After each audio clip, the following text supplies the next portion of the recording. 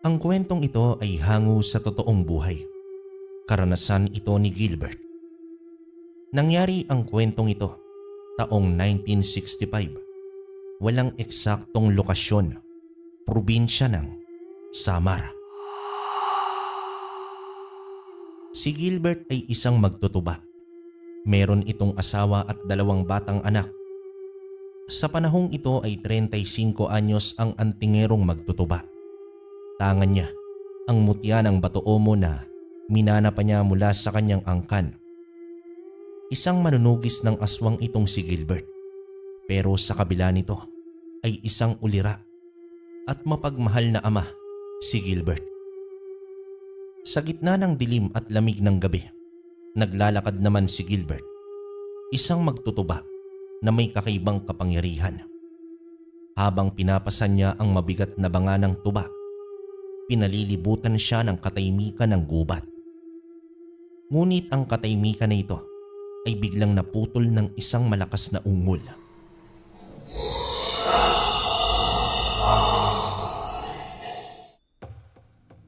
Isang aswang ang biglang lumitaw mula sa mga puno. Laging handa naman itong si Gilbert. Sa bawat paglubog ng araw, handa siyang ipagtanggol ang kanyang sarili at ang kanyang pamilya. Ibinulsa niya ang isang mutya ng Bato-Omo, ang kanyang anting-anting. Dito nagsimula ang labanan. Ang aswang na may matatalim na kuko at ngipin ay sumugod sa kanya. Ngunit itong si Gilbert ay mas mabilis. Sa isang iglap ay napabagsak niya ang nilalang na yon. Habang nagpapatuloy siya sa paglalakad pauwi, nakita niya ang isang bahay na inaatake naman ng 3 aswang. Walang pag-aalinlangang sumugod dito si Gilbert. At dito naganap ang isang matinding labanan. Gamit naman ang kanyang anting-anting, nagawa niyang mapatay ang 2 sa mga ito. Ngunit nakatakas ang isa. Nag-iwan ng isang pangako ng paghihiganti. Ilang buwan ang lumipas. Naging tahimik ang buhay ni Gilbert at ng kanyang pamilya. Ang mga alaala ng labanan ay tila naglaho na. Isang araw, ipinagdiwang ng kanyang ama na si Marcos ang kanyang kaarawan. Dinala ni Gilbert ang kanyang mga anak na sina Pedro at Nena sa bahay ng kanilang lolo. Nagpaiwan naman dito si Melba, ang asawa ni Gilbert, dahil tila masama ang kanyang pakiramdam. Gilbert, ang lalaki na ng iyong mga anak. Hindi na ako magtataka kung mayroong ka na ring apo sa susunod na kaarawan ko. Maaring oo nga po, Itay. Pero Itay, huwag po kayong mag-alala. Gagawin ko ang lahat para protektahan ang pamilya ko. Habang masaya ang mga bata at ang matatanda sa pagdiriwang, may kakaibang pakiramdam si Gilbert. Ang kanyang anting-anting ay tila nagpaparamdam ng panganib. Hindi niya naman to pinansin sa pag-aakalang nasa malapit lang ang panganib. Nang magsimulang mag-uwian, hindi naman mapakali si Gilbert. Ang mga mata niya ay laging nasa paligid. Hinahanap ang anuman na maaaring magtago sa dilim. Habang papalapit sila sa kanilang bahay, bumilis ang tibok ng kanyang puso. Pagdating nila sa kanilang bahay, tumambad sa kanila ang isang nakakatakot na tanawin. Isang malaking nilalang na mas malaki pa sa isang tao ang biglang lumabas sa pinto at mabilis itong tumakas sa dilim. Sa pagmamadali, pumasok si Gilbert sa kanilang bahay. Nakita niya ang walang buhay na katawan ni Melda. Ang dating masaya at tahimik na bahay ay napuno ng luha at pag-iyak. Melba! Melba, sinong gumawa sa'yo nito? Sa galit at sakit, isinumpa ni Gilbert na hahanapin niya ang nilalang na kumuha sa buhay ng kanyang asawa. Ang tahimik na buhay na pinangarap niya ay biglang naglaho. Ngayon, ang tanging layunin niya ay ang paghihiganti. Matapos ang libing ni Melba, Umupo naman sina Gilbert at ang kanyang ama, si Marcos, sa harap ng kanilang bahay.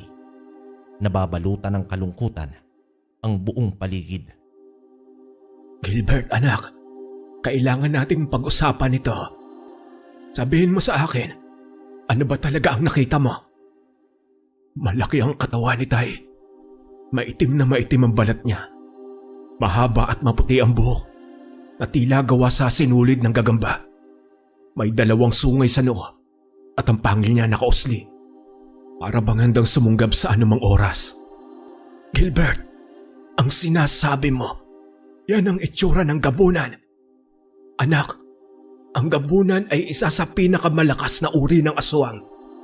Sila'y matatalino at hindi basta-basta umaatake. Maliban na lang kung maghihiganti. Malimit ay nakaabang lang ito ng bibiktimahin. Sa mga sumunod na araw, ang dating masiyahing si Gilbert ay napalitan ng isang lalaking puno ng galit at sakit. Ang kanyang trabaho bilang magtutuba ay napabayaan.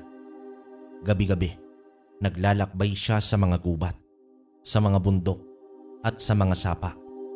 Naghahanap siya ng anumang bakas ng gabunan. Isang gabi, sa gitna ng isang madilim na kagubatan, sa wakas ay nahanap ni Gilbert ang gabunan. Nakatayo ito sa isang bukas na espasyo. Naghihintay na tila alam na darating si Gilbert. Ang mga mata nito ay nagliliyab naman sa dilim. Sa wakas, nandito ka na, Gilbert. Matagal na kitang inaantay. Ikaw ang kumuha sa buhay ni Melba. Ngayon pagbabayaran mo ang lahat ng ginawa mo. Melba? Ang asawa mo. Hindi ko naman siya balak saktan. Ikaw ang target ko. Ang anak ko ang kinuha mo. Kaya kinuha ko ang asawa mo. Tumbasan lang, di ba? Anak, anong ibig mong sabihin? Ang aswang na kinalaban mo sa gubat noon na nakatakas ay anak ko. Bumalik siya para gantihan ka. Pero namatay rin siya. Hindi ka lang pumatay ng aswang. Pumatay ka rin ng anak. Ang mga salita ni Leo ay parang matalim na punyal na tumusok sa puso ni Gilbert. Ngunit ang sakit ay naging gatong sa kanyang galit. Dito na nagsimula ang matinding labanan. Ang lakas ni Leo ay hindi pangkaraniwan. Ang bawat suntok niya ay parang hampas ng isang puno. Ang bawat galaw niya ay napakabilis at ang mga mata niya ay laging nakatutok kay Gilbert. Ngunit si Gilbert ay merong ding lakas. Ang lakas na nagmumula sa kanyang galit. Ang lakas na nagmumula sa kanyang pagmamahal para sa kanyang pamilya. Hindi ako papayag na matalo ko. Hindi mo ako matatalo. Akala mo ba matatalo mo ako? Isa akong gabunan. Hindi mo ako magagawang patayin. Sinasabi ko sa iyo, Gilbert, laro lang ito. Ang labanan ay nagtagal ng ilang oras. Sa uli, sa isang huling hiyaw ng lakas, sinubukan ni Gilbert na saksakin ang gabunan sa puso nito. Ngunit sa isang iglap, nawala ang gabunan na si Leo. Tila pinaglalaruan lang niya si Gilbert. Nasaan ka? Magpakita ka! Duwag ka! Duwag! Hindi pa ito ang katapusan, Gilbert. Maganda ka.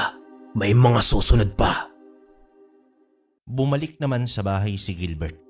Ang kanyang galit ay mas malakas pa sa kanyang takot.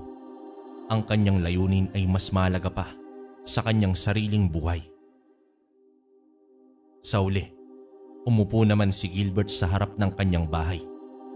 Ang katahimikan ay bumalik sa buong paligid.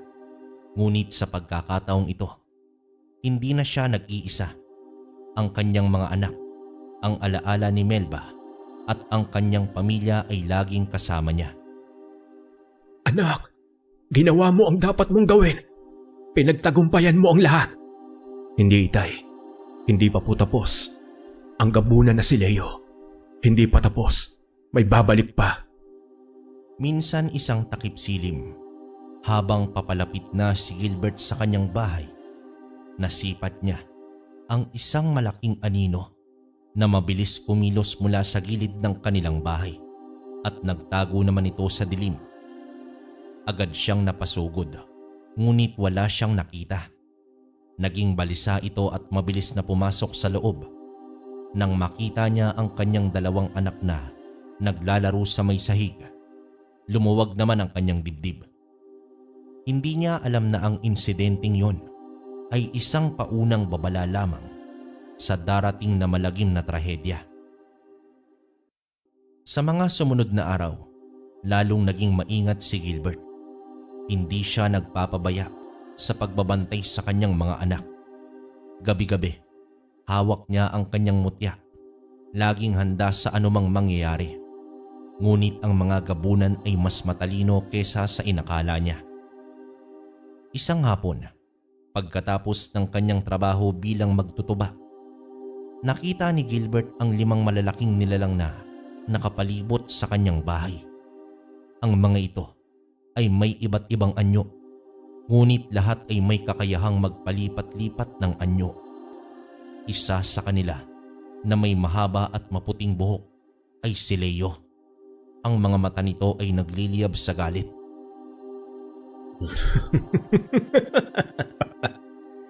Gilbert, nandito na kami. Dumating na ang araw ng inyong kaparusahan.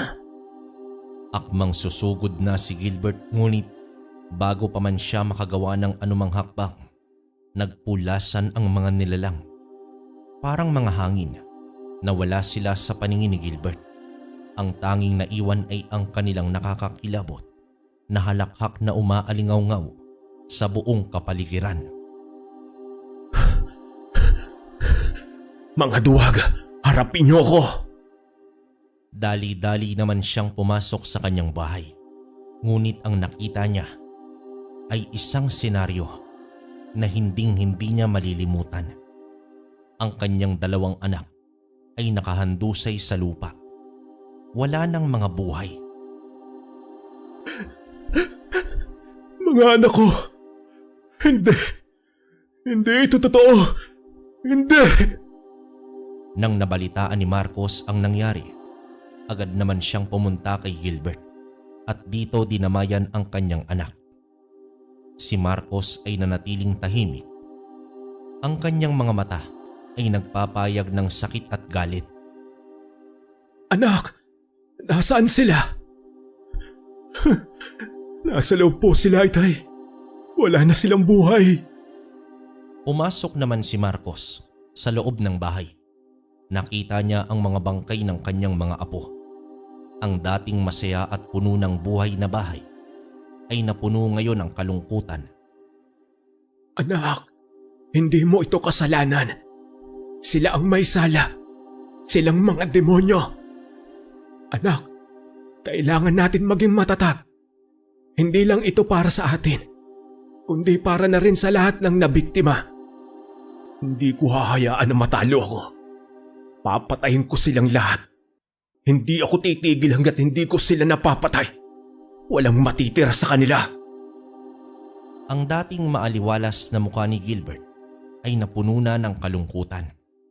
Matapos ang trahedya sa kanyang pamilya, naging matamlay na siya. Walang araw na hindi niya nakikita ang sarili sa isang sulok ng bahay, umiiyak. Naging tahimik ang dating maingay na kabahayan at ang tanging naririnig ay ang pag-iyak ni Gilbert. Napagtanto niya na ibang klase ang lahi ng mga gabunan. Hindi sila basta-basta aswang, kundi mga demonyong may kakayahang maglaro sa buhay ng kanilang mga biktima. Ang pagtatanggol niya sa iba ay naging kapalit ng buhay ng kanyang pamilya. Hindi niya masikmura ang ideya na ang kanyang pamilya ang naging biktima ng kanyang pagiging isang antingero. Bakit? Bakit ako? Bakit ang pamilya ko? Hindi ko kayo pinili. Hindi ko kayo pinili. Bakit? Dahil naman sa sakit at galit na nararamdaman niya, nagpasya si Gilbert na umalis ng bayan. Hindi niya na kayang tingnan ang bawat sulok ng kanilang bahay nang hindi naaalala ang kanyang pamilya. Isang gabi, matapos na ayusin ang lahat ng kanyang gamit, umalis siya sa bayan at nagtungo sa isang malayo at tahimik na lugar. Tumira naman si Gilbert sa isang maliit na kubo na malapit sa may dalampasigan. Ang lugar ay tahimik at malayo sa kabiasnan. Sa mga unang araw niya, hindi naman siya makatulog. Ang mga bangungot ay laging nagpaparamdam, ngunit sa paglipas ng panahon, natutunan niyang harapin ang kanyang sakit. Naging abala siya sa paghahanda laban sa mga gabunan. Nag-aral din siya ng iba't ibang uri ng anting-anting at naghanap ng mga kakaibang halaman na maaaring gamitin laban sa mga aswang. Minsan isang hapon, habang nag-aalaga siya ng mga halaman sa labas ng kanyang bahay kubo, ay may isang matandang lalaki na nagtanong sa kanya ng direksyon. Iyo, alam mo ba kung saan ang daan papunta sa kalapit na bayan? Hindi po, Manong. Bago pa lang po ako rito. Tila nabigo ang matanda. Nagpasya naman itong umalis na. Ngunit nang mapansin niya ang gintong tungkod nito, biglang naalarma si Gilbert. Ang tungkod ay may kakaibang kinang at tila may kakaibang enerhiya na nagmumula rito.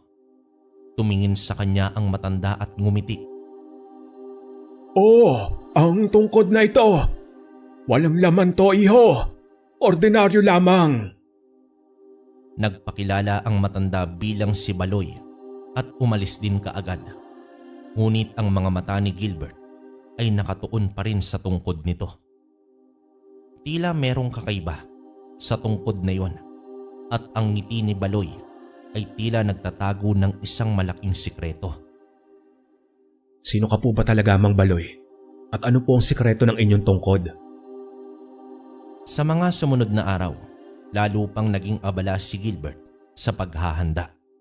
Naghahanap siya ng mga kakaibang bato, halaman at gamit na maaaring makatulong sa kanya laban sa mga gabunan. Sa bawat araw na lumilipas, lalong lumalakas ang kanyang galit at determinasyon. Ang kanyang mga pangarap ay napalitan ng mga bangungot ng paghihiganti. Sa may kakauyan, ang dating lugar na minsan ay pinagmula ng kanyang kabuhayan, ngayon ay naging larangan ng kanyang paghihiganti. Naglalakad si Gilbert. Ang mga mata ay laging nakatingin sa paligid. Ang bawat kaluskos ng dahon ay tila isang babala. Ang kanyang puso ay puno ng sakit at galit. Nasaan kayo mga duwag? Magpakita kayo. Hindi ako titigil hanggat hindi ko kayo napapatay. Bigla namang nagulat si Gilbert nang may magsalita sa likod niya. Siya pala si Baloy, ang matandang may gintong tungkod na minsan niya nang nakita. Tila ba bigla na lang itong sumulpot mula naman sa kawalan. Ano ang hinahanap mo, iho? Hindi mo ba alam na delikado ang lugar na ito? Naghahanap po ako ng paraan, Manong. Paraan para matalo ang mga gabunan. Paraan para mapagbayaran nila ang lahat ng ginawa nila sa akin. Tiningnan ni Baloy si Gilbert. Ang mga mata nito ay puno ng pangunawa, ngunit biglang nag-iba ang tono ni Gilbert.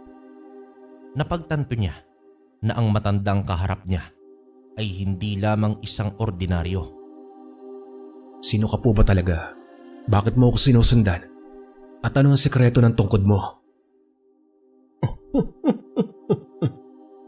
Ako, isa lang akong matandang naglalakbay.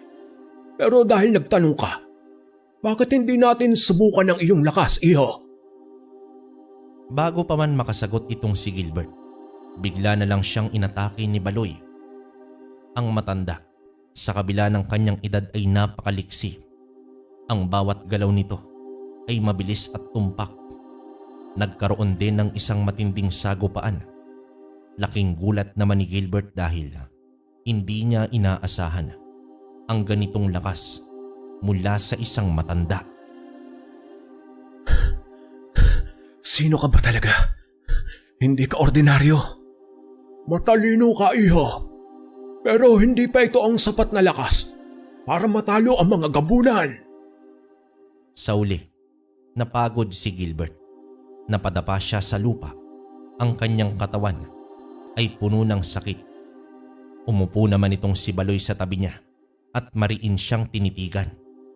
Ang kanyang mga mata ay puno ng paghanga. Ako si Maestro Baloy.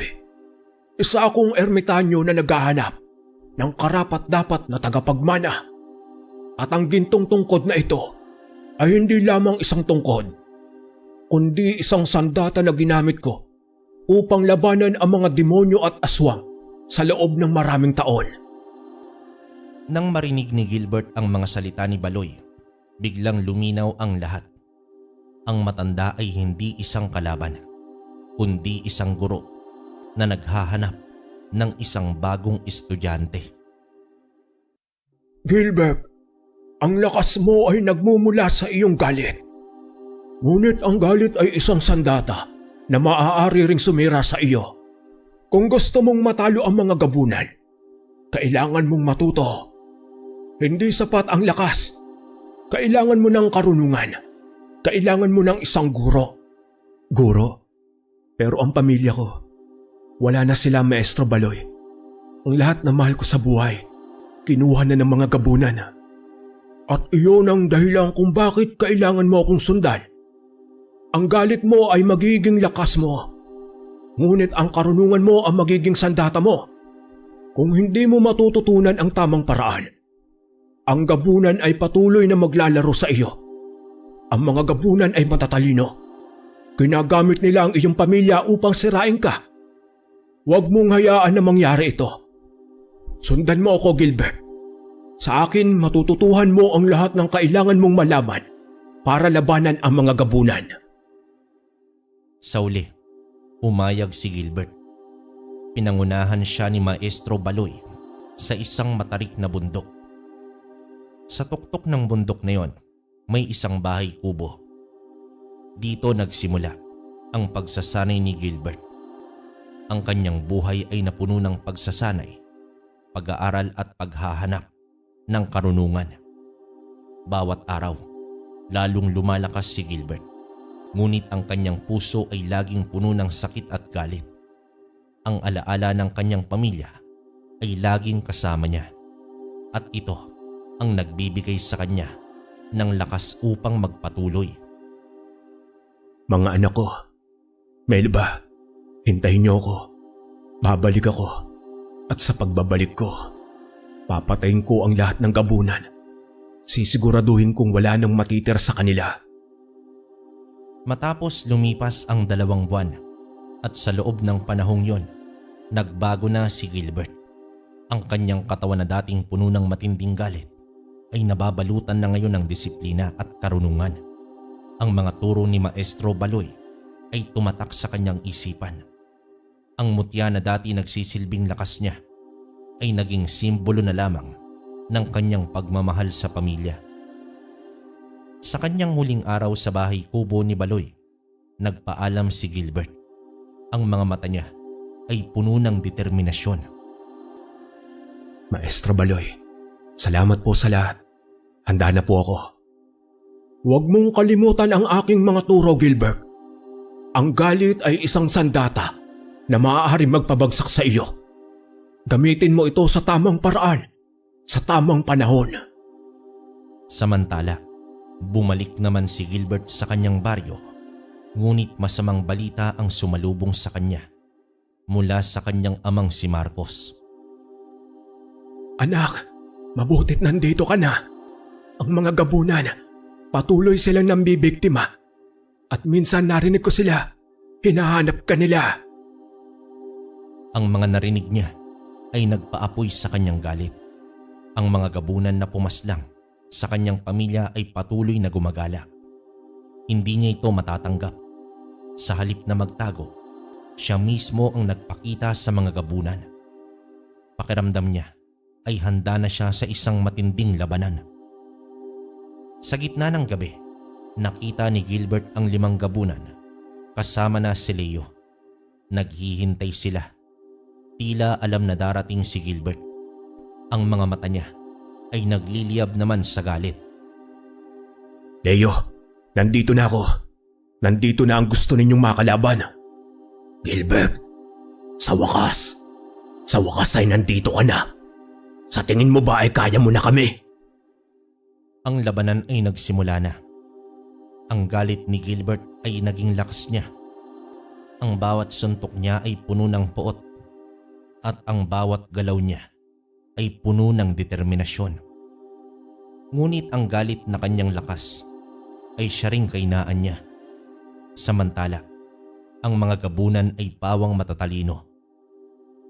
Ginamit nila ang galit ni Gilbert laban sa kanya. Sa bawat suntok na ibinibigay ni Gilbert, mas lalo siyang nagiging pabaya. Sa bawat galaw niya, mas lalo siyang nagiging bulag sa kanyang mga kainaan. At sa uli, nagawa ng mga gabunan na saktan itong si Gilbert. Natalo si Gilbert ng gabing yon. Imbis na patayin, iniwanan siya ng mga gabunan ng isang matinding sugat sa muka. Ang sugat ay parang isang marka ng kanyang pagiging talunan. Ang dating malakas na Gilbert ay nakahandusay sa lupa at duguan.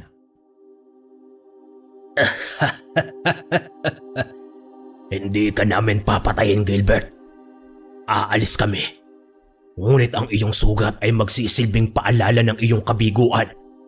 Isipin mo iyan, Gilbert. Isipin mo iyan. Matapos umalis ng mga gabunan, bumalik si Gilbert sa bahay ni Maestro Baloy.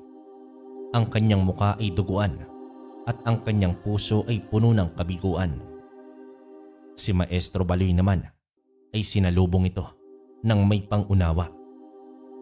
Hindi siya nagsalita, kundi inalagaan niya ang mga sugat ni Gilbert. Ang galit, Gilbert, ay parang isang sandata na may dalawang dulo. Maaari itong makasakit sa kalaban, ngunit maaari rin itong makasakit sa iyo. Ang mga salita ni Maestro Baloy ay tumatak sa isipan ni Gilbert. Napagtanto niya na ang kanyang galit ang naging dahilan ng kanyang pagkatalo. Maestro Baloy, paano ko ba ito gagawin? Paano ko ba gagamitin ang galit ko sa tamang paraan? Ang galit, iyo, ay parang isang apoy. Hindi mo ito kontrolado. Masusunog ka. Ngunit kung kaya mo itong kontrolin, maaari mo itong gamitin upang magbigay ng liwanag. Hindi mo kailangang kalimutan ang iyong galit. Ngunit kailangan mong kontrolin ito.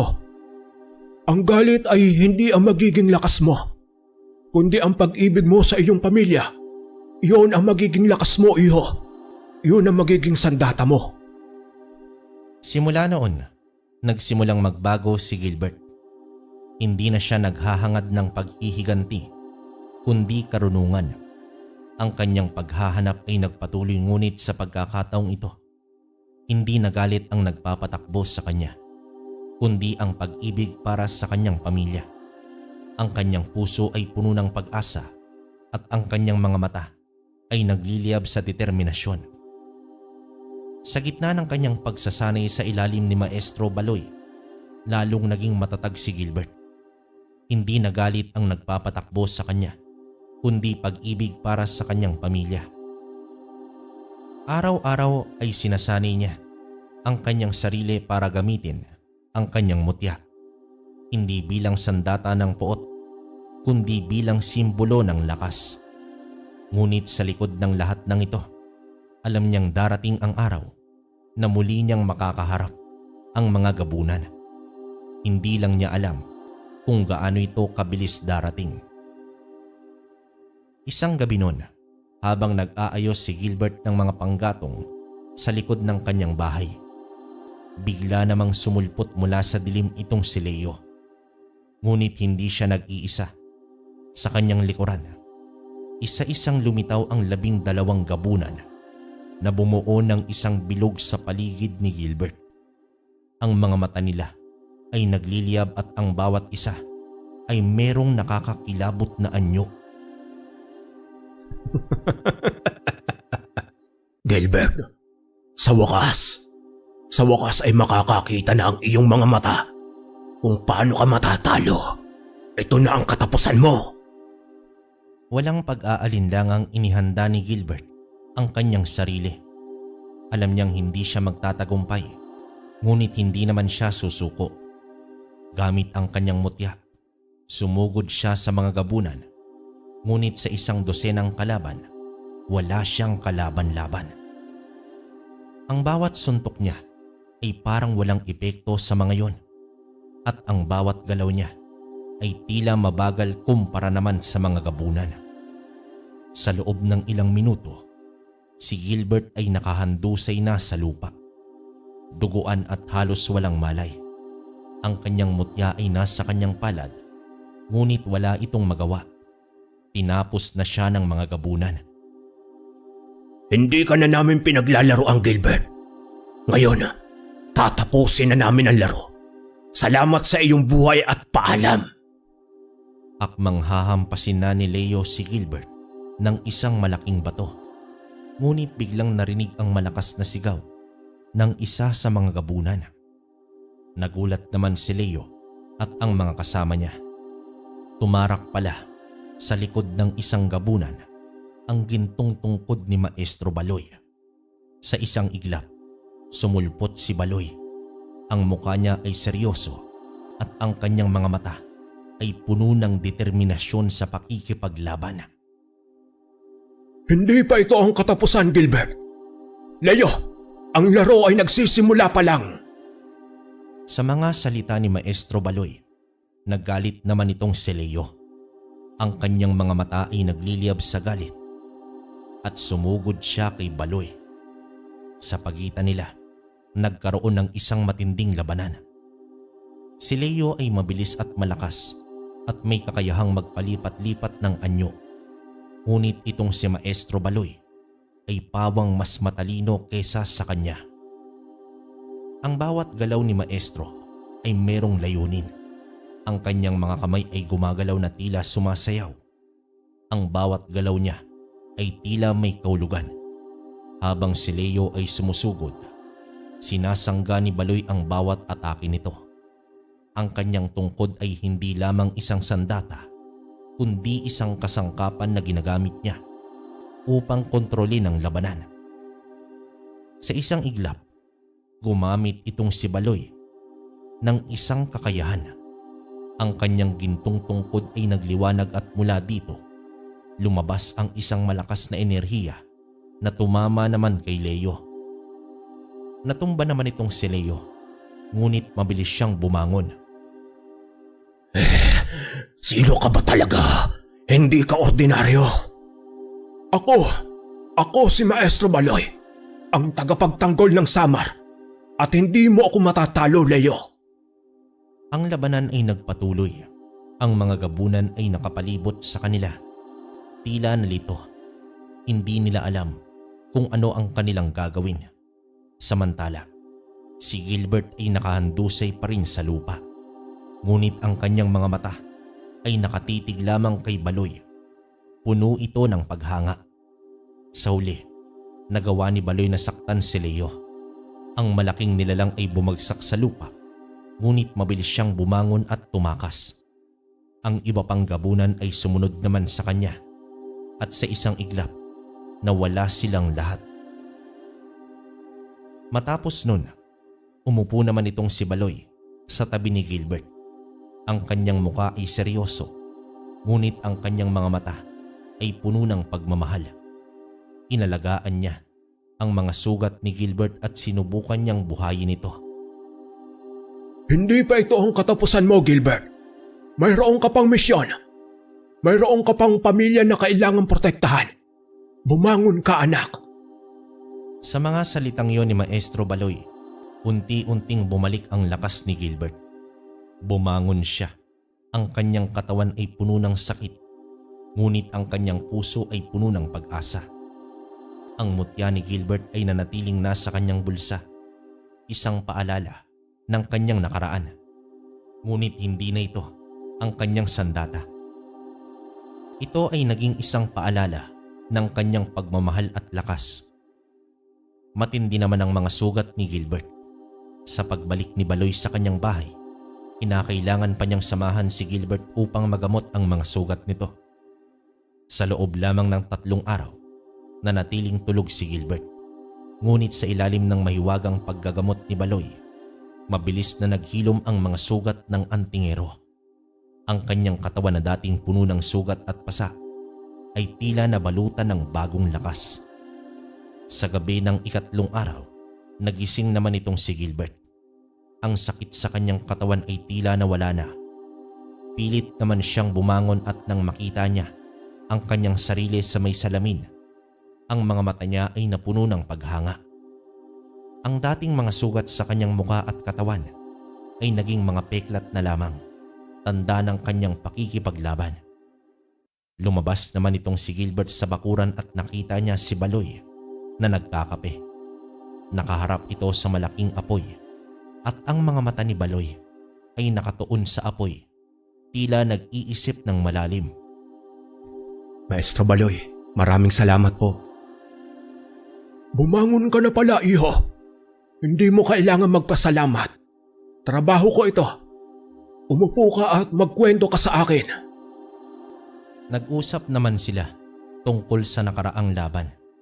Ang bawat detalye, bawat galaw at bawat pag-atake ay tinalaki nila. Ngunit habang sila'y nag-uusap, biglang nag-iba ang paligid. Ang hangin ay naging malamig at ang apoy ay tila namatay. Sa pagitan nila, lumitaw si Leo at ang buong angkan nito. Nasa 12 gabunan ang pumalibot sa kanila.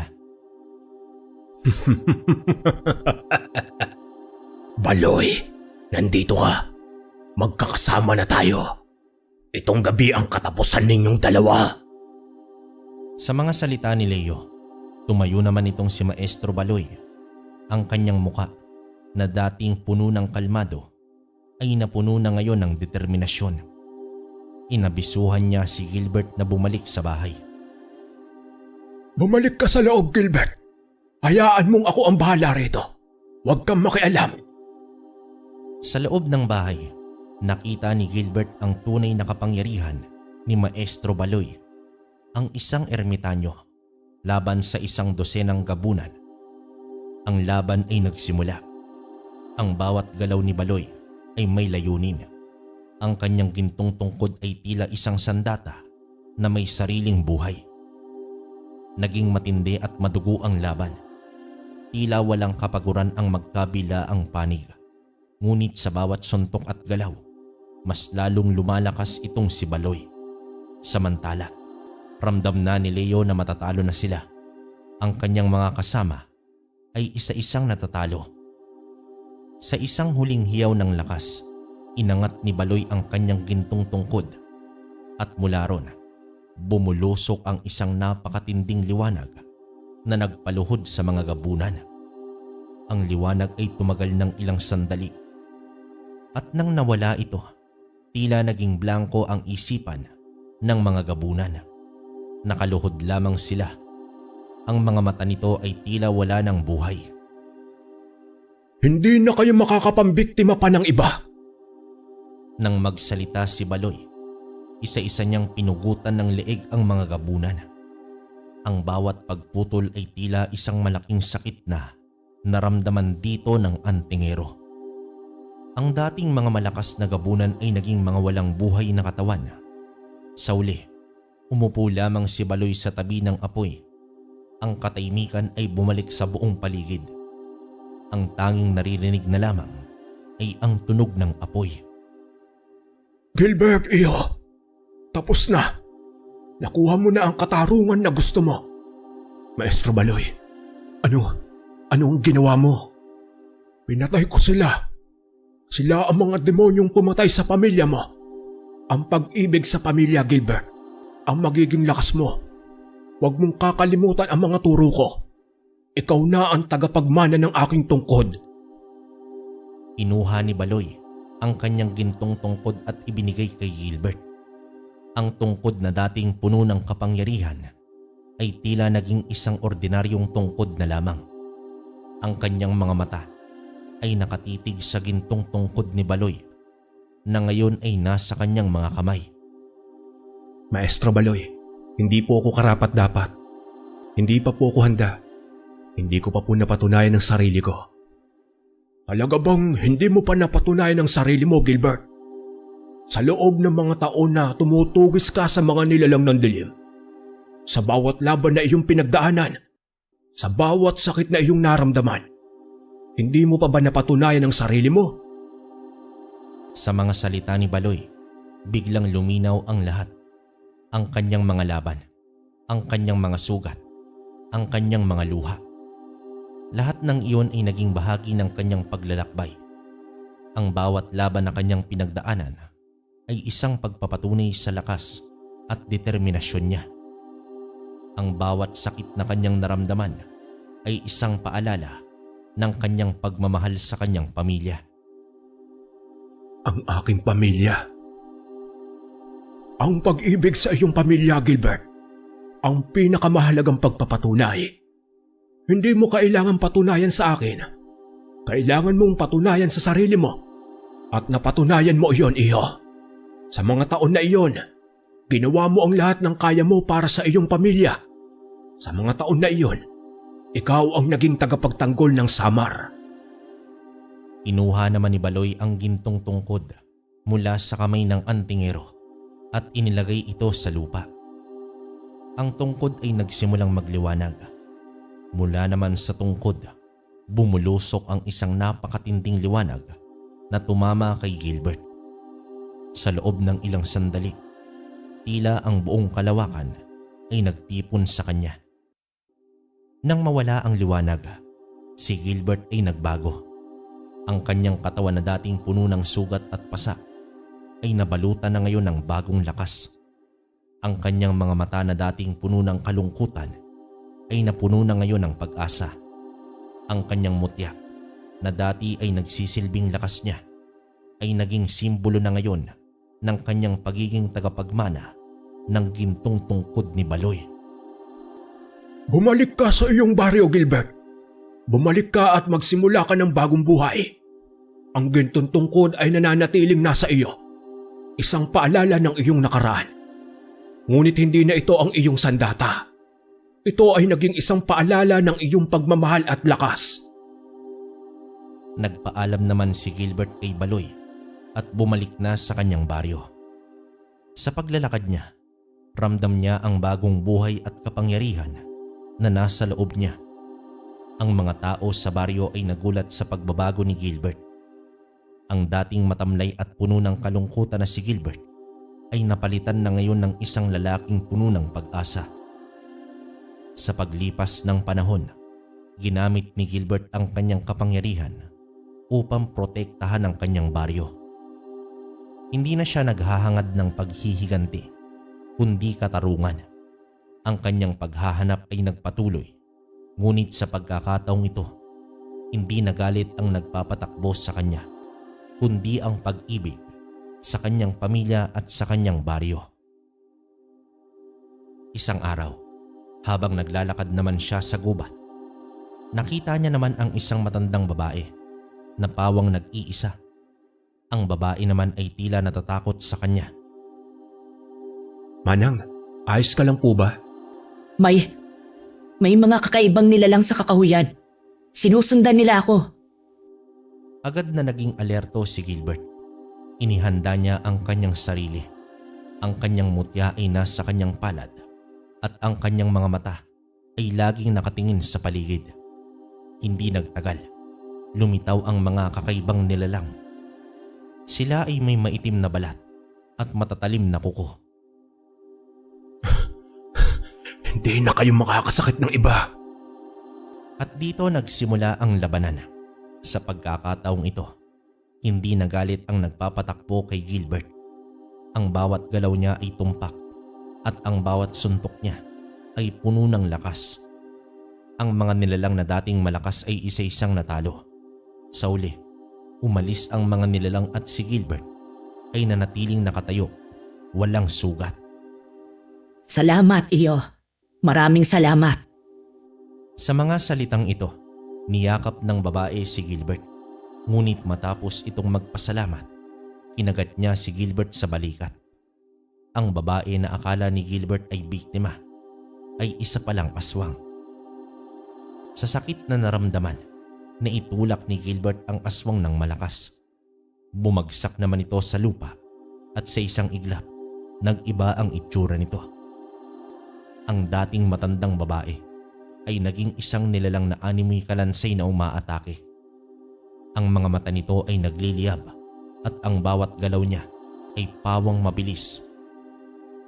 Ang labanan sa pagitan nila ay nagsimula na. Ang bawat galaw ng aswang ay puno ng puot. Ang bawat atake niya ay mabilis at tumpak. Ngunit si Gilbert ay handa na.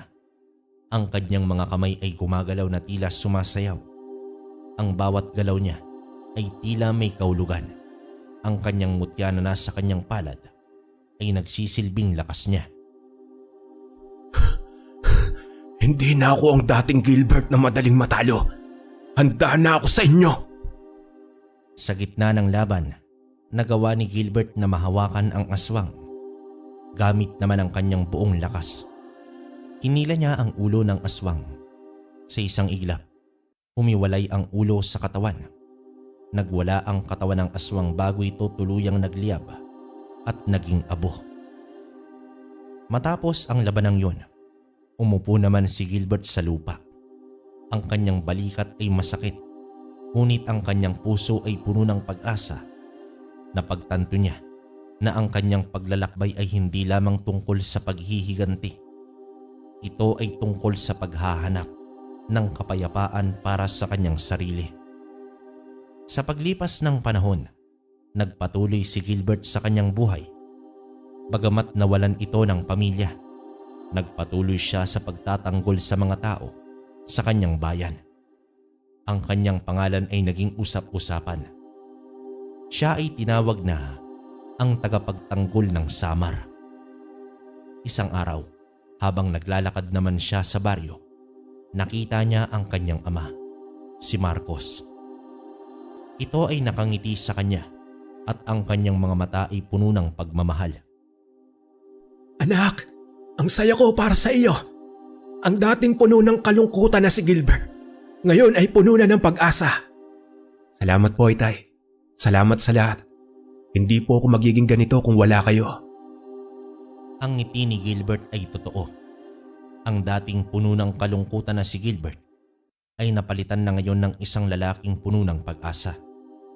Ang kanyang puso ay puno ng sakit, ngunit ang kanyang mga mata ay puno ng pag-ibig. Kasama naman ang mutya ng Batoomo at kaisa ang gintong tungkod ni Maestro Baloy. Dito nabuo niya ang isang napakalakas na antingero. Sa may Kakawyan, ang dating lugar na minsan ay pinagmulan ng kanyang kalungkutan, ngayon ay isang lugar ng kapayapaan.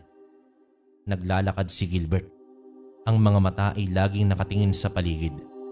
Ngunit sa pagkakataong ito, hindi nagalit ang nagpapatakbo sa kanya, kundi ang pag-ibig sa kanyang pamilya at sa kanyang bayan. Ang kanyang puso ngayon ay puno ng pag-asa at ang mga mata ay nagliliyab sa puno ng determinasyon. Sa kanyang paglalakad biglang umatake ang isang nilalang na tila hangin. Mabilis ito at ang bawat atake ay tila walang tigil. Ngunit napagtanto ni Gilbert na hindi masamang nilalang yon. Ang mga galaw nito ay tila isang sayaw at ang bawat atake ay tila isang pagsubok. Nakipaglaban si Gilbert kapantay ng nilalang. Ang bawat suntok at galaw niya ay puno ng disiplina at karunungan. Ang kanyang katawan na dating puno ng galit ay nababalutan na ngayon ng kapayapaan. Sa gitna ng laban, biglang sumulpot si Maestro Baloy. Ang matanda na noon ay lagi niyang kasama ay ngayon ay nakangiti sa kanya. Ang kanyang mga mata ay puno na ng pagmamahal. Gilbert, iyo, ang laki na ng pinagbago mo. Ibang-iba ka na talaga. Sa mga salitang ito, tumigil ang nilalang sa pag-atake.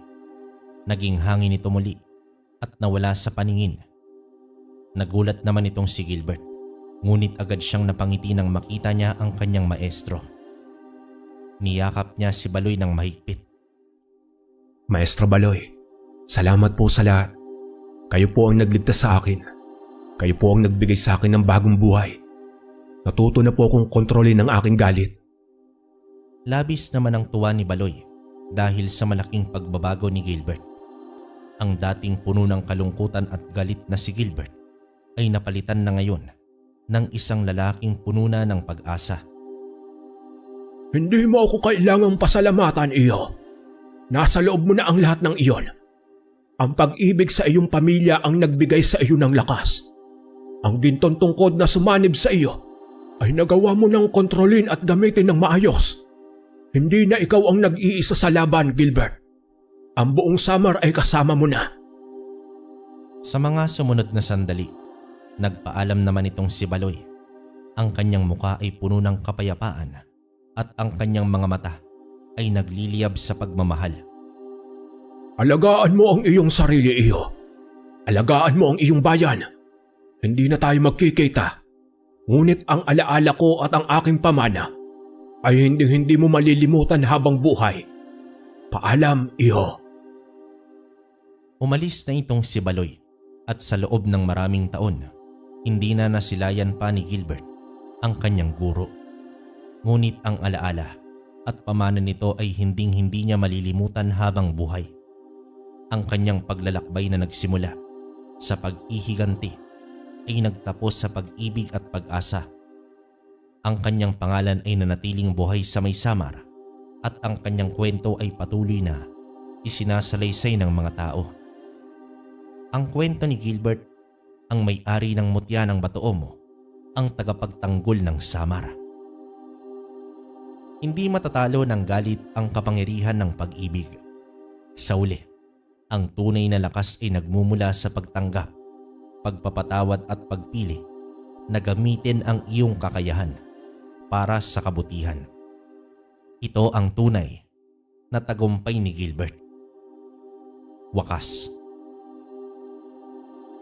Okay, opinion ko sa kwento natin, grabe.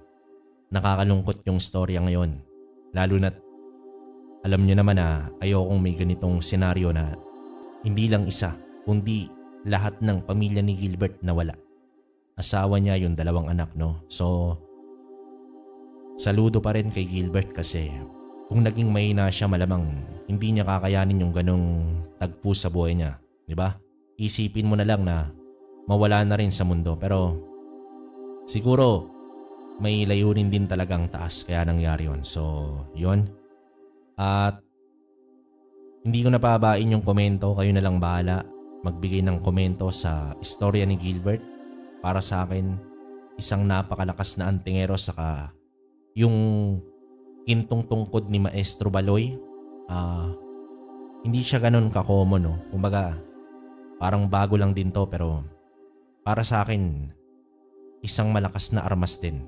Saka alam nyo naman, mutya ng Batoomo, wala nang usapan. Diba? Alam naman natin na malakas yan.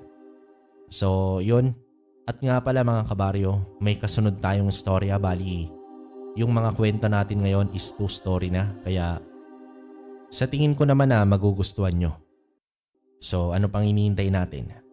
Simulan na natin ang pangalawang istorya.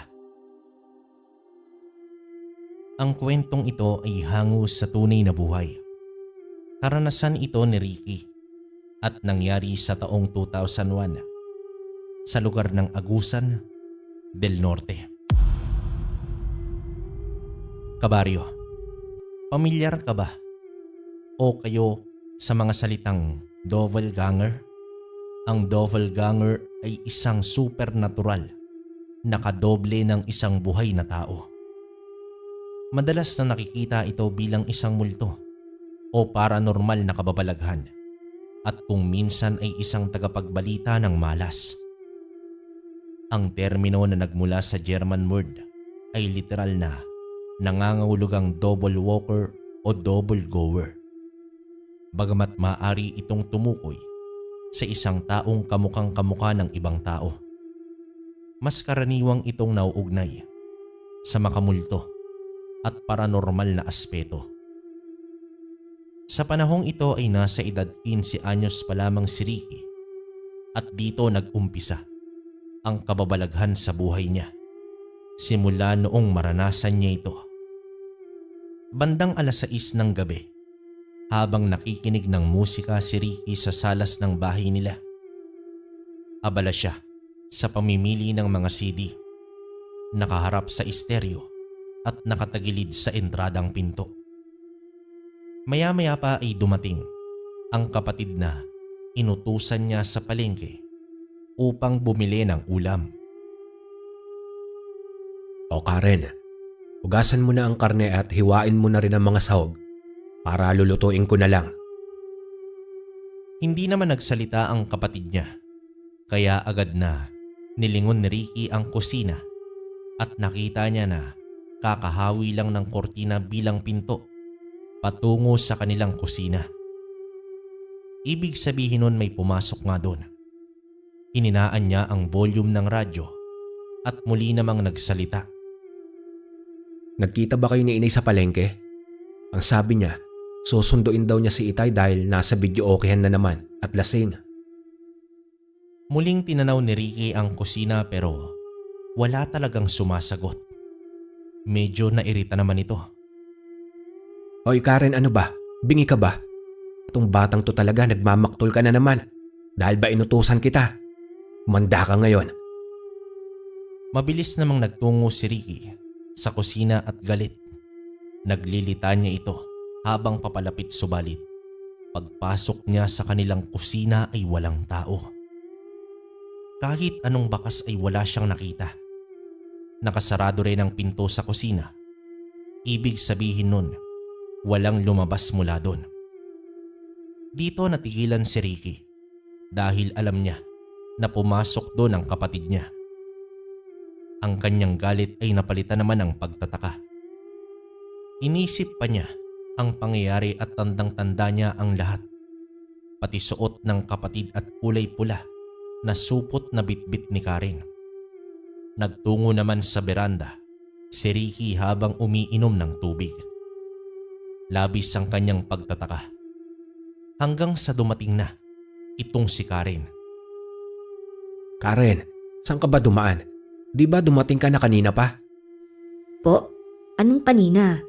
Kararating ko lang. Siya nga pala, pumunta ka daw agad sa video okeyhan.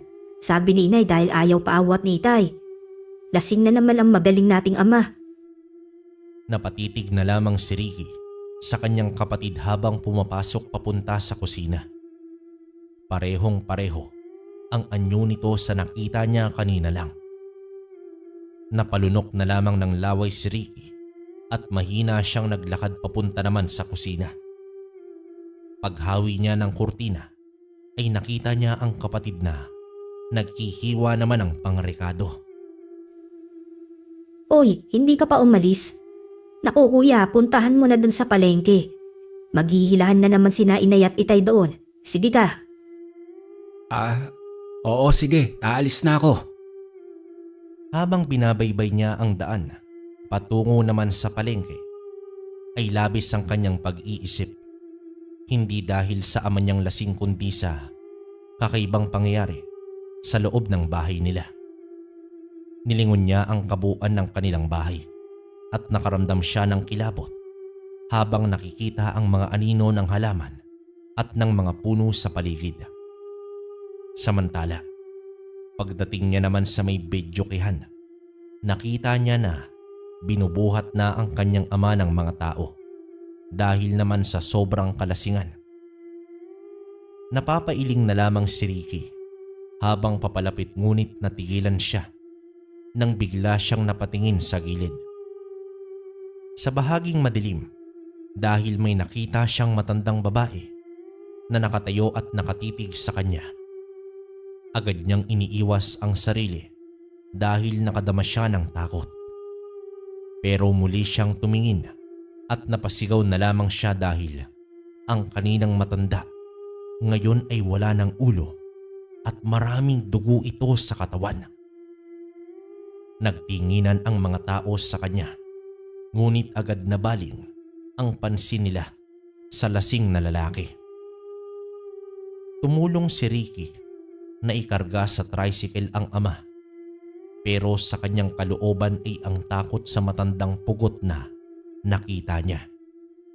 Pagdating sa bahay, habang walang humpay ang nanay niya sa kakabulyaw sa amang lasing, si Ricky naman ay hindi mapalagay. Ang takot na naramdaman niya ay hindi pa rin nawala. Lumipas ang mga araw. Ang kakaibang pangyayari ay muling naranasan ni Ricky.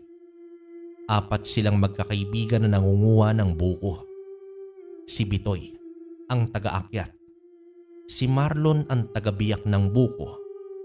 At sila Ricky at Ariel ang taga-kuskus nito. Tumayo naman muna siya at hinanap si Bitoy kung saan puno na ba ito nakaakyat. Sa di kalayuan nakita niya ang kaibigan na paakyat sa isa pang puno ng nyog. Marahan naman siyang lumapit at habang paakyat si Bitoy ay panaykwento pa si Ricky. Ngunit hindi naman sumasagot ang kaibigan niya. Kumuha naman siya ng maliit na sanga at inihampas ang mga damo habang nagsasalita hanggang sa tinapik siya ni Marlon at tinanong kung sino ang kausap nito. Nang ituturo na sana niya si Bitoy, sa itaas ng puno ay nakita niya itong paparating pa lang sa kanila. Napatingala sa puno si Ricky at agad naman itong lumingon kay Bitoy. Natawa na lamang ang mga kaibigan niya dahil sa itsura ni Ricky na animoy nakakita ng multo. Hindi na lamang niya inamin ang totoo. Baka mas lalo pa siyang pagtawanan. Makalipas ang 2 taon, nasa ika-1 taon na si Ricky sa kolehiyo. Nag-aral siya sa isang kilalang computer school ng bansa. Ang lokasyon ng paaralan ay katabi ng isang ospital. Matao naman ang lugar dahil nasa gilid ng highway ang establishmento. Kung doon ka tatambay sa likod ng paaralan, ay makikita mo naman ang mga karugtong na building ng ospital na merong 4 na palapag. Samantala, ang school naman niya ay may 3 palapag at may pagkakataon na kapag PE subject ay nasa roof deck ang kanilang klase. Isang tanghali, tumambay muna si Ricky sa roof deck dahil 2:00 pa ang kanyang klase. Masarap kasi doon dahil malakas ang hangin at tanaw ang mga gusali sa paligid. Minsan ay napatingin siya sa katabing ospital. May mahabang pasilyo sa gilid ng gusali kung saan may mga tao rin na tumatambay doon. Sa mga oras na yon ay may nakita siyang matandang lalaki na naka-wheelchair. Bakit iniwan ng matanda dyan na mag-isa? Paano kung biglang tumakbo ang wheelchair at hindi makontrol ng pasyente? Nakaupo lang ang matandang lalaki. Tahimik at tulala. Halatang may dinadaing na malubhang sakit. Kinuha naman ni Ricky ang kanyang notebook upang mag-review ng aralin. Umupo siya sa isa sa mga silya ng laking gulat niya dahil ang matandang nakaupo ay nakatayo na. Natigilan naman si Ricky. Ilang segundo pa ay binawi niya ang tingin sa matanda at itinutok ang sarili sa hawak na notebook. Pero hindi naman siya mapakali. Parang may nagsasabi sa kanya na tingnan ulit ang matanda. Sa muli niyang pagtingin ay nakita niya na itong nakatayo sa labas ng railing sa pasilyo. Ibig sabihin, may posibilidad na tatalon ang matanda. Gulat at takot naman ang naramdaman ni Ricky. Tumayo naman siya at tinawag ang matanda at nakiusap na bumalik na sa wheelchair. Subalit tila hindi siya narinig ng matandang yon at tuluyan nga itong tumalon. Tumigil ang mundo ni Ricky at sa pagtingin niya sa baba ay hindi niya makita ang kinabagsakan dahil sa mataas na pader sa pagitan ng paaralan at ospital. Nagmadali naman siyang bumaba at nagtungo sa entrada ng ospital. at sinabi nito sa gwardya na may matandang tumalon. Nagtaka naman ang gwardya at agad itong nagradyo sa kasama. Maya-maya pa ay pinalaya siya ng gwardya at sinasabing nantitrip lang daw ito. Pero nagpumilit naman si Ricky na totoo ang nakita niya. Hanggang sa nagalit na ang gwardya at nagbanta na ito na irereport siya sa admin ng paaralan niya. Mukhang seryoso ang gwardya, kaya naman umalis na lamang si Ricky. Nagsimula na siyang magduda sa kanyang sarili dahil ilang beses na itong nangyari sa kanya na nakakakita siya ng kakaiba, ngunit sa ibang tao ay wala naman. Minsan isang hapon, papauwi na siya galing sa paaralan. Nakasakay naman siya sa unahang upuan para sa pasahero ng isang multicab. Ilang minuto sa bahaging sentro ng syudad ay nakaramdam siya ng matinding init at dahil pala yun sa nasusunog na gusali sa harapan nila. Tumigil naman ang mga sasakyan at nanlaki ang mga mata ni Ricky dahil sa laki ng apoy na kumalat na sa 3 sinihan. Nang biglang napabalikwas si Ricky at napaidlip lang pala siya saglit. Normal naman ang paligid at nakatigil ang sinasakyan niya dahil sa stoplight sa intersection. Napatitig siya sa gusaling inakala niyang nasusunog nun. Ang gusaling yun ay may mga iba't ibang establishmento at 3 lumang sinihan na nakailera. Tinanong naman siya ng driver kung ayos lang ba siya dahil naghahabol na si Ricky ng kanyang hininga. Tumango naman ito at nagdahilan na naiinitan lang.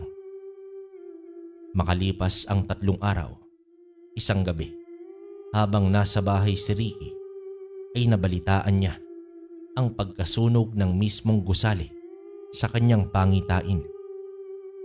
Umabog naman ang dibdib niya at pumasok siya sa kanyang kwarto at doon hinimas ang dibdib dahil naman sa sobrang kaba at takot. Tila ba naramdaman ni Ricky ang nag-aapoy na gusali. Hindi niya alam kung kanino niya sasabihin na nakita niya ang pangyayari dahil tiyak na pagtatawanan o iisipin na nababaliw na ito. Sa kanilang pamilya kasi ay hindi uso ang paniniwala sa mga kababalaghan. Habang mas nilalakasan ng ama niya, ang radyo ay pilit niya namang tinatakpan ng tenga dahil ayaw niyang marinig ang kahindik-hindik na balita. Makalipas ang 3 araw, Lunes, araw na muling pagpasok ni Ricky. Nadaanan niya naman ang gusaling nasusunog na kahit ang pagtingin dito ay ayaw niyang gawin. Nakakakilabot dahil may mga stay-in na empleyado sa isang tindahan ang nakulong at hindi na nakalabas sa nasusunog na gusali. Dagdag pa ang isang buntis na natupok ng apoy. Sa oras ng gabi ay tila ang maliwanag at makulay na gusali sa sentro ng syudad ay nagmistulang ghost town. Hindi naman malaman ni Ricky kung bakit siya nakakaranas ng kakaiba. Dito na siya nagka-interes na maghanap tungkol sa paranormal. At dito niya natukoy ang mga salitang doppelganger at premonition at ang posibleng pagkakaroon niya ng ikatlong mata.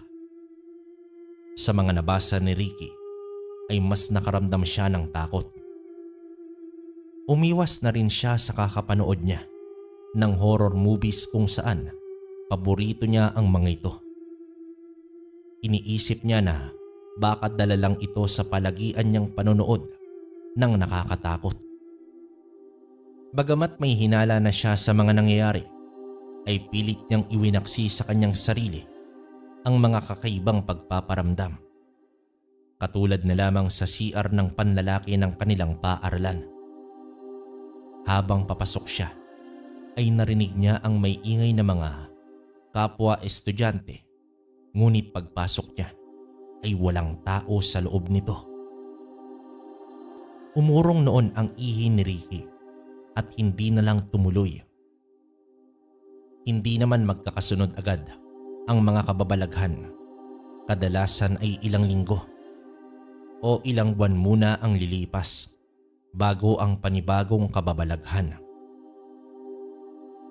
Minsan kasama niya ang mga kaibigan sa mall. Sumakay sila ng elevator papuntang 3rd floor. Sa pagbukas ng pinto ay nasa ikalawang palapag. Ang tatak ng screen kaya muling tumingin sa cellphone si Ricky. At sa muling pagbukas ay akmang lalabas na siya, kaso hindi naman gumalaw ang mga kasama. Kaya muli siyang napatingin sa kanyang cellphone dahil ka-text niya ang kanyang inay na nagagalit sa kanya dahil pinapauwi na ito. Habang abala siya sa kakareply ay napansin niya na bakit ang tagal nilang makalabas. Sa 3rd floor lang naman sila at iyon na ang pinakasagad na palapag sa mall na yon. Sa isang iglap, nakita na lamang ni Ricky ang kanyang sarili na mag-isa sa loob ng elevator at nawala na ang mga kasama niya. Sisigaw na sana siya nang bumukas ang pinto at may mga taong nakaabang na sasakay din ng elevator. Lumabas naman si Ricky na umaktong normal ang lahat. Hinahanap niya ang mga kaibigan at biglang tumunog ang cellphone niya. Isa sa mga kasama niya ang tumatawag at hinahanap siya at bakit nawala siya sa grupo. Nagdahilan na lamang siya at dumiretso sa CR at dito umihi. Habang nakikipagbiruan, ang barkada ay hindi na maganda ang pakiramdam ni Ricky at pilit nakikisama. Ayaw sana niyang sumama sa loob ng sinihan dahil isang horror movie ang napili ng mga kaibigan na kanilang panonoorin. Wala namang choice itong si Ricky kundi ang manood.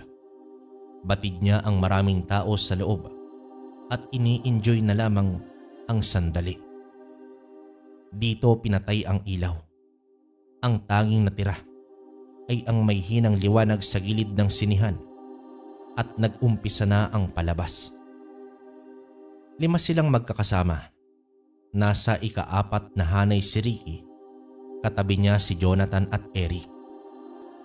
Panay inom ng drinks itong si Ricky dahil sa kakaibang naramdaman na pilit iwinawaksi.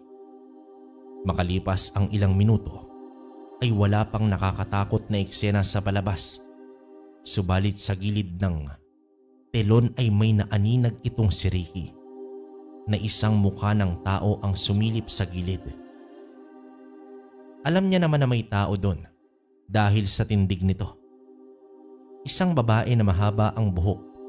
Noong una, akala niya na crew iyon sa may sinihan at may inaayos, pero imposible naman dahil istorbo yun sa mga nanonood. Hanggang sa tuluyang lumabas ang babae at literal ito na naglakad papunta sa mga tao. Dito inobserbahan ni Ricky ang mga katabi, pero parang hindi nila napapansin ang babaeng umi-eksena sa gitna ng malaking screen. Hanggang sa bigla itong tumakbo at tumalon papunta kay Ricky. Napahawak siya ng gusto sa kamay ni Jonathan na agad naman itong kumakawala at naiirita pa sa kanya. Nakasimangot ang kaibigan at humingi naman ng pasensya itong si Ricky. Dahil sa kaba ay nagpaalam siya na pupunta muna sa palikuran, pero lumabas na siya ng sinihan at umuwi. Isang araw nun, bumisita ang tiyuhin ng kanyang ama at kung tawagin nila Ricky ay Lolo Enteng. Ang matanda ay isang manggagamot na taga Jensan. Ngayon lang nagka-interes si Ricky na kausapin ito tungkol naman sa mga kakaibang bagay. Lo, matagal na po ba kayo nanggagamot? Totoo po ba ang mga engkanto, aswang at mga multo?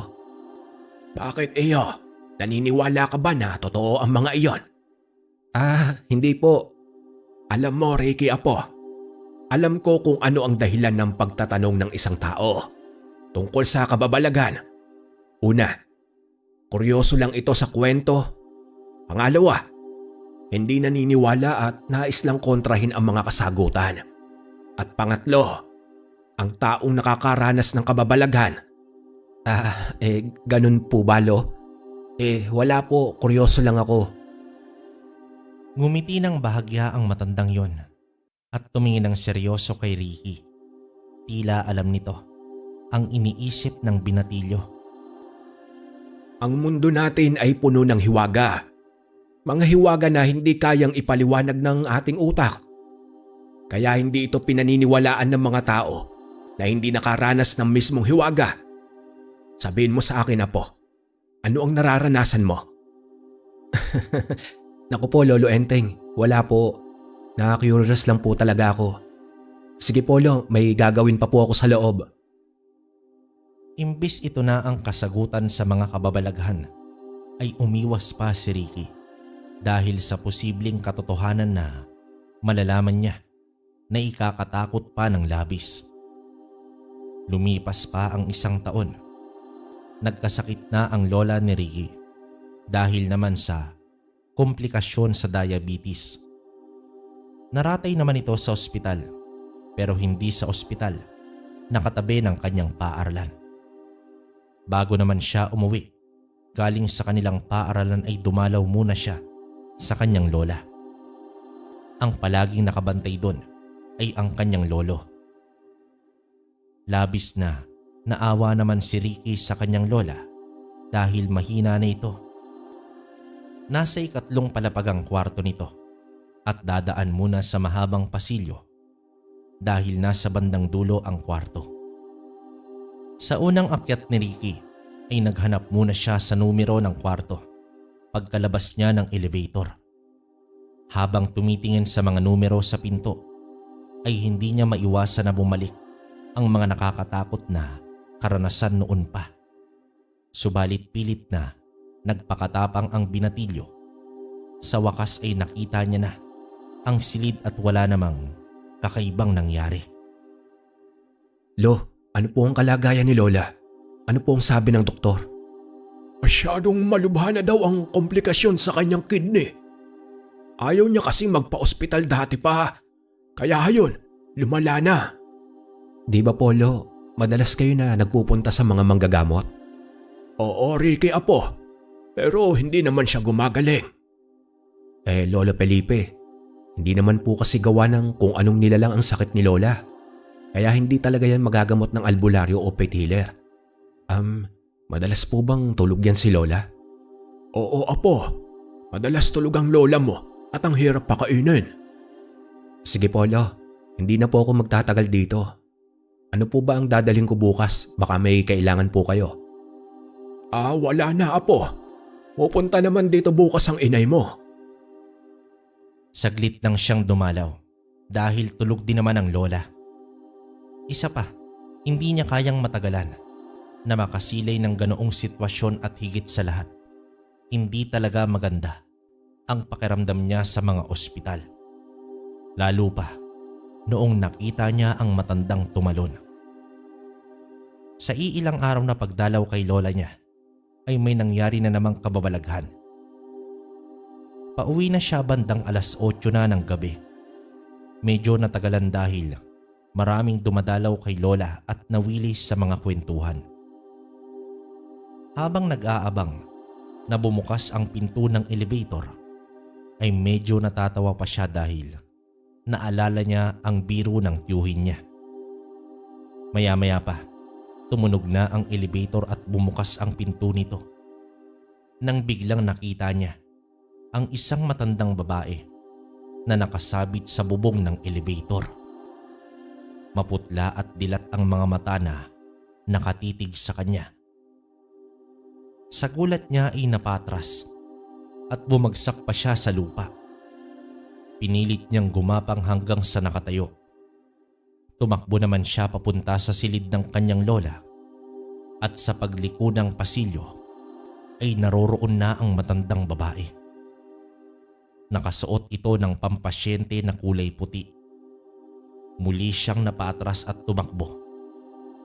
Pabalik hanggang sa napunta sa stairway at doon na siya mabilis na bumaba. Hingal na naglalakad sa aisles palabas ng ospital. Bahagya naman siyang ngumiti sa gwardya at tumango pahiwatig na ng pamamaalam. Pero sa kalooban ay takot na takot.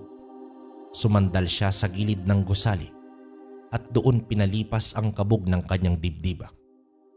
Napatanong na talaga siya sa kanyang sarili kung bakit ito nangyari sa kanya. Wala siyang ibang naisip na kausapin kundi ang lolong si Lolo Enteng. Pero nasa Jensa na ito, hindi niya alam kung kailan ito bibisita ulit.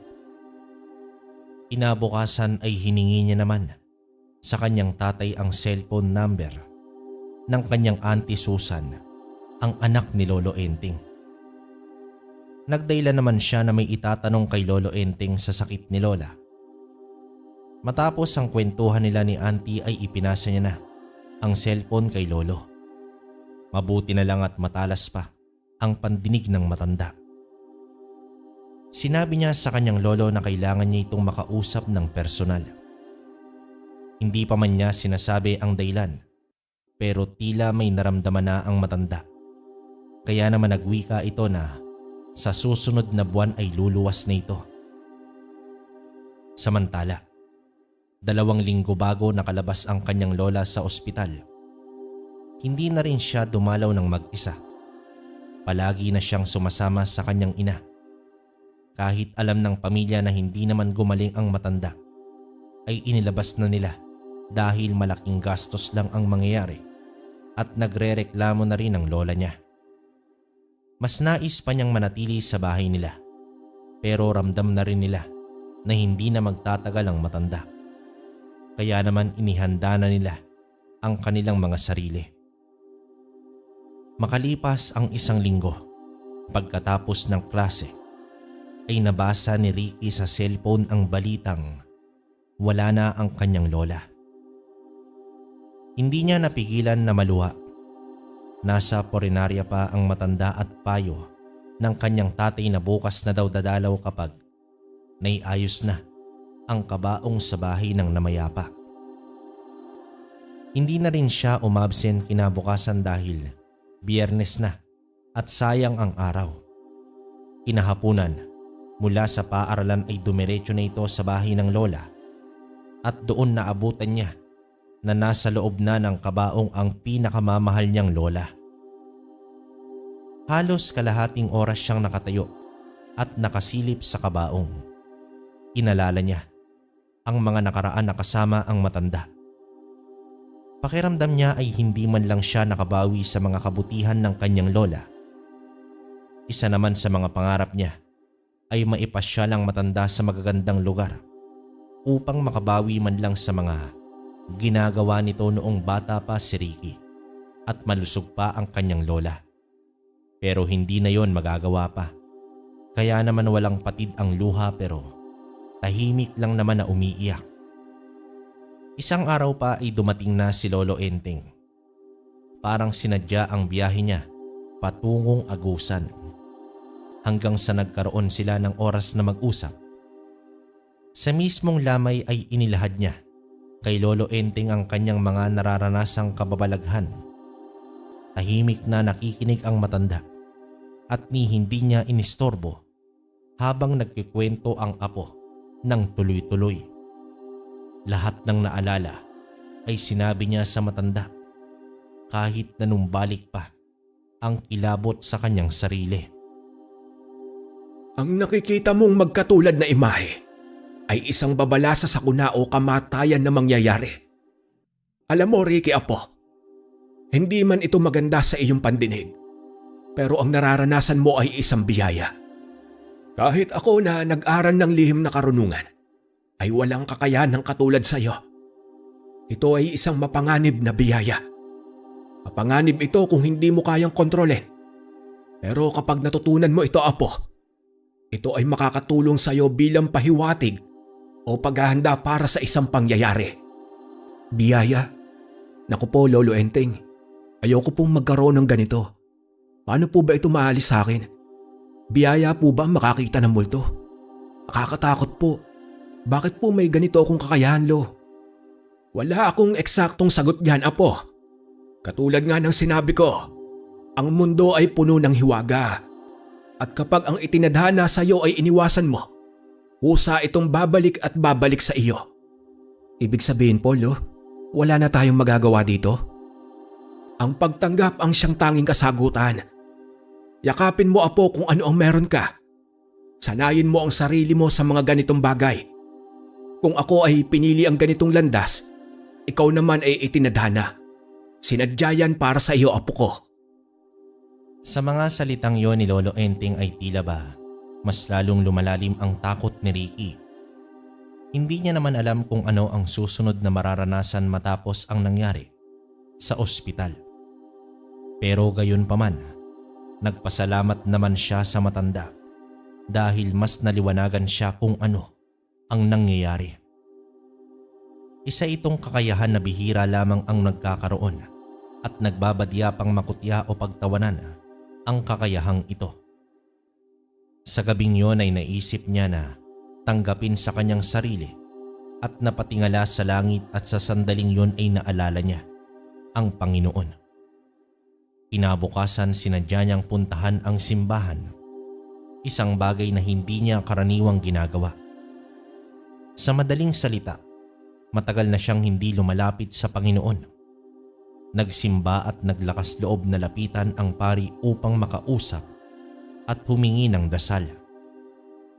Pinagbigyan naman siya ng pari at laking gulat niya dahil naniniwala ito sa kanya. Buo ang paniniwala ng pari sa mga bagay na paranormal. Pakiramdam niya, bukod kay Lolo Enteng ay nakahanap pa siya ng kakampi. Binasbasan niya si Ricky, binigyan ng rosaryo at maliit na Biblia. Nakaramdam naman ang binatilyo ng kaginhawaan. Matapos na makipag-usap sa pari, nag-umpisa na rin siyang basahin ang Biblia at magdasal gabi-gabi. Nasa bag na rin niya ang Biblia na palagi niyang dala sa kanyang paaralan at nasa liig naman niya ang rosaryo bilang kwintas. Hindi naman maiwasan na mapansin ng mga kaklase niya ang rosaryo at may iba talaga na hindi man literal na natatawa pero nahahalata niya talaga. Sumapit naman ang pasyam ng kanyang lola. Nangako siya sa matanda na dadalo hanggang sa matapos ang padasal ng pasyam. Kasama niya ang kanyang mga kamag-anak, mga kapitbahay at kaibigan ng namayapa at mga pasimuno ng padasal. Tumutulong din naman si Ricky sa pag-aasikaso ng mga pagkain. Ricky, anak, lalabas lang ako. Huwag mo na lang sabihin sa nanay mo na umalis ako, ha? Bakit po, Itay? Maglalasing na naman po ba kayo? Pwede po ba ipagpaliban niyo na po muna yan? Unang gabi sa pasyam ni Lola. Nababagot lang ako dito. At ano ba ang pakialam mo? Anak lang kita. Diyan ka na nga. Hindi niya nga napigilan ang ama na umalis. Ginawa na lang ni Ricky ang dapat gawin sa bahay. Nang matapos ang padasal, ay isa-isa namang kumuha ng pagkain ang mga bisita. Habang abala ang lahat, ay tumungo naman si Ricky sa bakuran. Niyakap ang sarili habang dinadama ang malamig na hangin. Ang bahay ng kanyang lola ay malaki. Gawa naman sa semento ang unang palapag at kahoy naman ang ikalawa. Nasa unang palapag ang mga tao habang tahimik lang ang itaas ng bahay. Tinatanaw ni Ricky ang daan kung bumabalik na ba ang kanyang ama. Ilang minuto pa ay nagpasya na siyang pumanhik ng bahay upang magkape. At sa kanyang paglingon, bumulaga naman sa kanya ang imahe ng kanyang lola na nasa bintana ng ikalawang palapag. Nakatitig ito sa kanya na nanlilisik ang mga mata. Napapikit agad itong si Ricky at nagdasal habang nakahawak sa rosaryo na nasa kanyang dibdib ng oras na yon. Hoy, Ricky, Anong ginagawa mo dito sa labas? Baka kailangan ka doon sa loob. Tay, nakabalik na po pala kayo. Oo, wala akong mahagilap na inuman sa lugar na to. Anong taon na ay parang naiwan pa rin sa panahon ng Kastila ang baryong ito. Magkakapinangalang ako. Lumakad papasok ng bahay si Nardo at wala na rin ang imahe ng matanda sa bintana. Sumunod na rin si Ricky sa kanyang ama at nagmungkahi na ipagtimpla ito ng kape. Habang nasa loob ng bahay at pasulyap-sulyap lang si Ricky sa may hagdanan, papunta naman sa itaas. Madilim na ang bahaging yon dahil nakapatay ang ilaw. Natatakot siya dahil alam niya na hindi yun ang kanyang lola sa kabila na kawangis pa ito. Kinabukasan sa bahay nila ay inilahad niya kay Lolo Enteng ang nakita niya naman kagabi. Ricky, apo. Sa palagay ko isang babala o pahiwatig ang pagpapakita ng multo ng lola mo. Intindihin mo lang ito, apo, at huwag kang matakot. Lahat ay may ibig sabihin. Lolo Enteng, bakit hindi ka na lang po dumalo mamayang gabi? Baka kasi… Oo, apo, dadalo ako at magkasama tayo mamayang gabi. Kahit naman papaano ay kampante na si Ricky dahil naroroon na si Lolo Enteng. Nagpatuloy ang ikalawang gabi ng pasyam. Sa gitna naman ng padasal ay biglang nanlamig ang kaliwang tenga ni Ricky. Para bang may umihip dito. Sa paglingon niya ay nakita niya sa labas ng bahay ang isang nilalang na wangis tao, ngunit nababalot ito ng itim na balabal. Isa itong babaeng matanda. Nanlaki naman ang mga mata ni Ricky na tila iginapos ang kanyang katawan. Nag-oobserba lang pala si Lolo Enteng sa kanya at agad itong napansin ng matanda. Pasimple namang lumabas ng bahay itong si Lolo Enteng at dun niya nakita ang nasilayan ni Ricky. Hindi naman ito isang multo kundi isang mangkukulam. Pinilit ni Lolo Enteng na hindi makagawa ng ingay upang hindi magdulot ng takot sa mga tao. Mahinahon niya namang kinausap ang mangkukulam, ngunit ngumisi lang ito at biglang nagalit.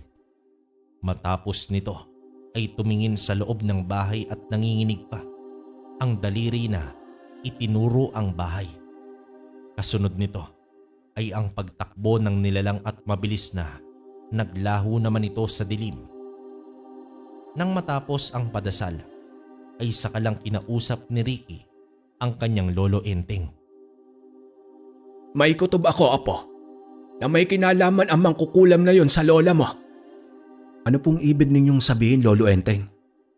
Gaano mo ba kakilala si Esmeralda? Magpinsan kami pero hindi kami lumaki sa iisang lugar. Kilala ko po si Lola bilang mabait at mapagmahal na lola. Minsan pa nga kinukonsinti niya ako kahit alam niyang mali po. Mahal na mahal ako ni Lola. Si Felipe, apo, kailangan ko siyang makausap. Mas minabuti nila na kausapin si Felipe kinabukasan. Hindi na nagpaligoy-ligoy pa si Lolo Enteng at inalam nito kung may kakaibang ginagawa ba si Esmeralda noong nabubuhay pa ito. Umiiling lamang si Felipe. Pero batid nila na hindi ito nagsasabi ng totoo at pawang may itinatago. Felipe, ano ba? Hindi ka ba naaawa sa apo mo? Kay Ricky nagpapakita ang asawa mo. Ang multo ng asawa mo. Tignan mo ang bata. Hahayaan mo ba na nabubuhay ito sa takot? Kaya sabihin mo na kung sino ang mangkukulam na yon. Pakiusap, Enteng. Pwede bang sa atin na lang ito? Ayokong mag-iba ang tingin ng mga anak namin kay Esmeralda. Pero nagawa lang naman niya ito dahil sa pagmamahal sa ating pamilya para mapanatili ang estado natin sa buhay. Estado sa buhay?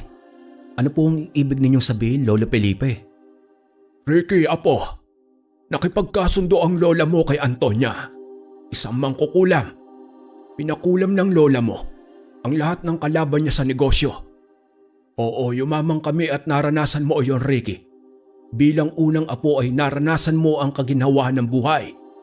Pero ang lahat ng iyon ay unti-unting nawala ng dapuan ng karamdaman si Esmeralda. Ano, Felipe? Hinayaan mo lang na gawin iyon ni Esmeralda? Ang makipagkasundo sa isang demonyo? Hindi, Enteng. Pero kilala mo si Esmeralda. Mabait siya pero matapang at palaban. Alam mo na mas nananaig ang boses niya kaysa sa akin. Lolo Felipe, ano po ang ginawa ni Antonia? Bakit po siya nagpapakita sa akin? Dahil hindi hinayaan ng lola mo na makuha ni Antonia ang kaluluwa niya. Hanggang sa huli ay lumaban ang lola mo, Ricky. Pinilit niya magbalik loob sa Diyos. At kung nagpapakita man si Antonia, wala itong balak gawin kundi makuha ang kaluluwa ng lola mo. Naging mas malinaw na kay Ricky ang lahat. Ang mga babala ay naisiwalat na. Napagtanto niya na napakamisteryoso ng mga babalang nararanasan niya para sa isang tunay na dahilan. Lumipas ang 3 hanggang sa 8 gabi. Ayon naman kay Lolo Enteng, nasa mundo pa ang kaluluwa sa loob ng 40 araw at ang huling gabi ng 9 ay ang 40 oras ng pagtawid ng kaluluwa sa ibang mundo.